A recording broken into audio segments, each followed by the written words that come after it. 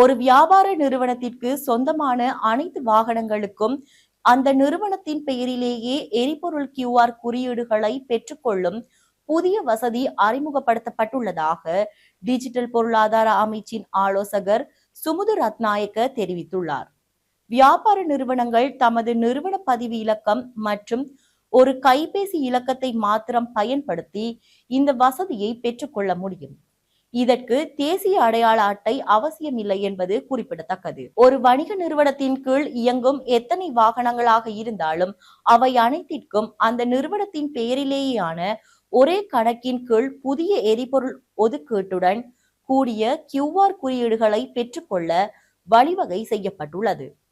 இதன் மூலம் பல வாகனங்களை முகாமைத்துவம் செய்யும் நிறுவனங்களுக்கு பெரும் சுமை குறைக்கப்பட்டுள்ளது. எரிபொருள் QR குறியீட்டு முறையின் கீழ் இதுவரை சுமார் 6.4 மில்லியன் பயனாளர்கள் இக்கட்டமைப்பில் இணைந்துள்ளார்கள். இதில் 2.8 மில்லியன் வாகனங்கள் புதிதாக பதிவு செய்யப்பட்டுள்ளன.